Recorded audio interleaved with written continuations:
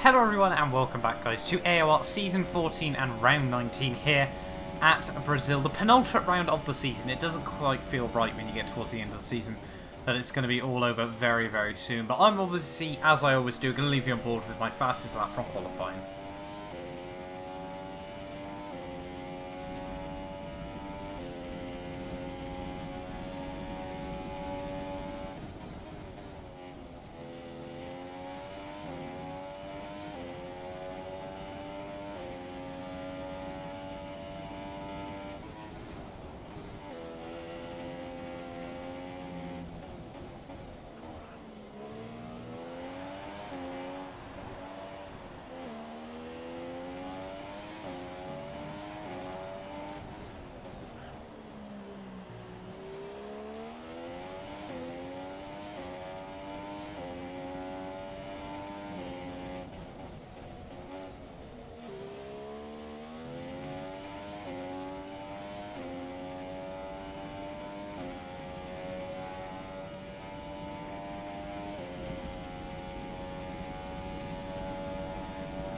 Over the line, and it is going to be provisionally P5 in the session at that moment in time there, so quite a good lap from myself. You can see by the very end of the session, well, the top 9 were separated by 0.4 of a second, which meant that unfortunately I started P8 on a 1 minute 9.3 there, so that was quite a decent lap from myself, if I do say so myself. But everyone in this split is just so ridiculously close. It basically means that unless you've got pole, you've got no guarantee of where you're going to be starting here. But here we are then on the grid, ready for round 19 of the season here in Brazil. It is probably going to be a two-stop Grand Prix, but it is 5 lights here on the grid, and it is lights out, and away we go. Finally there, actually get off to a fairly decent start, reducing the wheel spin quite a bit there. Ellis is going to get a very, very good start, trying to squeeze the gap between Brown and LGS down in towards T1. They're not going to be able to make that work though. Bobbitt's just about head kicking at the back end there. Sam able to move past us. All he needs to do tonight is score 1 point, and he's been able to wrap up the World Championship there, so he's had a very, very good season for him. Won't be taking too many risks over the course of this evening, but down in towards turn 4 there, LGS gets squeezed out wide. We're going to try and look up the inside of Sam as well. He's just going to get caught out behind Ellis's lagging car there, so we move up into P7 of the Grand Prix. Midget is able to follow me through up into P8 of this race there, so we've actually held on, well, we've even made up one position off the start of the Grand Prix there. Ellis just lagging all over the shop here as we come through the first couple of corners here, and this is really not what I need here. Just want to try and keep it nice and clean. I'm in a very, very tight battle myself for P6 in the driver's standings. I think I'm 9 points behind Midget, who is in P6, and then 7 behind Xfitcho Bobbitt's there, who is in P7. So hopefully we can try and obviously close down the gap to those two in today's race. Midget, though, all over the back of me here as we come out of the first couple of corners. He's going to try and get the switchback move on myself there as we ran very, very deep through turn 1 there. He's going to have the slipstream. We're both going to have the DRS though. He's going to look towards the inside there. He's going to send one down the inside there. We're not really going to put up too much of a fight of that as of right now, though. We do get a bit of better traction on the exit of the corner. We think about going for a move down the inside there, but just not going to be able to, not going to be close enough. Not going to risk it, go for a lunge either there as we run a little bit wide through the next corner as well there. So unfortunately, we move down to P8 for now here in this Grand Prix. But unfortunately, Midget, well, he's completely disconnected from this Grand Prix now. Not exactly what he would have wanted this evening, but unfortunately, it's been, I think, something we've seen all too often from Midget there, which means that, well, I move back up into P7 of this Grand Prix. Think about having a look up the inside of Midget there for P6, but think better of it once more. And obviously, we've got 2 huge DRS straights around this circuit. We really do not need to gamble at anything as of right now here, as we're in the slipstream in the DRS once more there. I think Midget is going to go very, very defensive on his run up towards turn 1 here. We're almost pushing in there up the hill, up towards the start-finish line. We're going to try and break around the outside there. We break at almost the same point. He runs a little bit deep. We're just going to try and get a bit of a switchback move on him there as we come through turn 1 and turn 2. They're able to get the throttle absolutely pinned through turn 2 there. We are in the slipstream. We have got the DRS. We do get back to the inside just like he was able to last lap there. He's going to try and squeeze me there. A little bit of contact made between us. He thought he'd squeeze me right up to the grass there, but fortunately for me, we're able to sneak back up the inside there, up into P6 once more of this Grand Prix. This was looking really, really good for myself here, but we still needed to close up the gap to Xfitcho Bobbitt's here. At the rate this was going, he was going to pull out a good few points over myself in this race. Just about get the car slowed down there, as on lap 10 we made our first pit stop of the day. We are, as I said, probably going to be going for a 2-stop strategy, and it appeared that everyone else was going to be doing the 2-stop as well, apart from Icebergs actually, who decided he'd shake it up there a bit. But 2.78 second pit stop there. Not brilliant, but not too bad in this car as well. And hopefully we are going to stay ahead of Midget there as they come now down out of the pit lane there. You can see Xroll Bobbers is just ahead of me at this stage of the Grand Prix there. But I think he's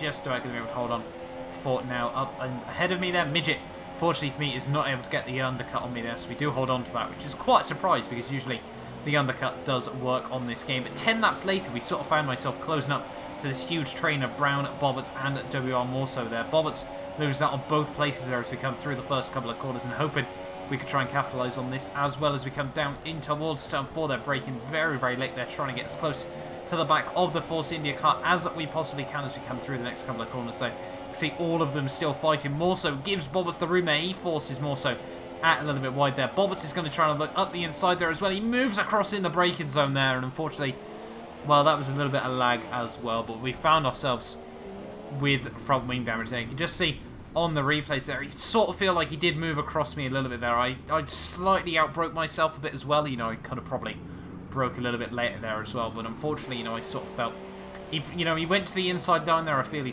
probably should have kept it there, but that unfortunately meant lap 24 of this Grand Prix, we were going to have to make a front wing change there, which is going to set me way back down the order in this Grand Prix here as we come now out of the pit lane here. We are going to be quite close to Iceberg though, so hopefully we can try and hold on ahead of him at this stage of the Grand Prix there. But at this rate, you know, we're really fighting down towards the lower end of the points here. A couple more drivers have still got to make pit stops though, and Icebergs is just going to be out ahead of me here. We're going to use the rich revs, going to try and duck into the slipstream as early as we possibly can there. He's on a much older set of the medium tyres here as we break now down in towards turn 4 there. You can see just how much extra grip, how much momentum we're able to carry through there here. And well, Icebergs, he's going to go very, very defensive up towards turn 5 there. We're going to try and go for the switchback move there. Very, very close between myself and Icebergs there, but just so much extra pace on that fresh compounded tyres means we were able to move up back up into, well, P6 of the Grand Prix by the time all the pit stops had been said and done. And now at the end of this race, we find ourselves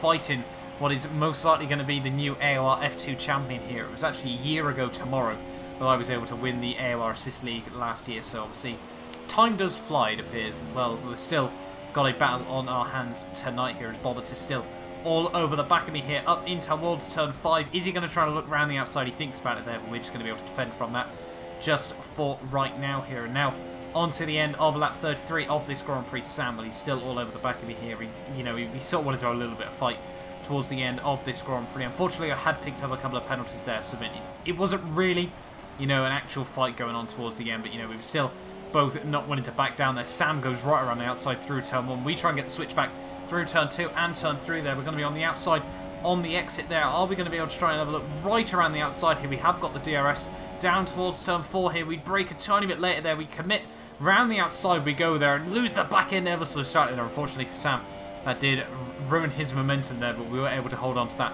just for them. But one lap later, Sam's still all over the back of me here, braking down in towards T1. He's not going to try and go for that. He's going to try and go for the switchback through T2. We're just going to absolutely park it there, make sure he can't get the switchback move on myself. And now here, using the rich revs once more, he'll have the DRS once more there, so we'll have a bit of a better run around my outside down towards turn 4 here. Is he going to be able to make it work? He's going to try and do what I did last lap there. He's going to try and look right around the outside there. I lose the back end ever so slightly, and unfortunately for me there, we are going to lose out on that position. Drops us back down to P7 of this Grand Prix at this very, very late stage of the race. But as I said, unfortunately, with the time penalties I had anyway, we weren't really in an on-track battle here. And by the end of the Grand Prix, my new EVR teammate Franglish there, able to win the Grand Prix there. A fantastic result for him. He's done so well to get that one in the bag as well. And obviously nice to see EVR on the step of the podium here. I think it's the first time we've actually had either of us win since Austria. But Sam, he comes through to win the F2 Championship there. A fantastic job by him. One retirement throughout this whole entire season. Consistency has well and truly been the key there. He's, in all fairness to him, it's been very, very rare actually in the second half of the season that he has been the quickest car on the track. But he's just so consistent. It's such a pain to play against there. But as I said, Franglish though able to win that Grand Prix. Drawmaster second, more so third.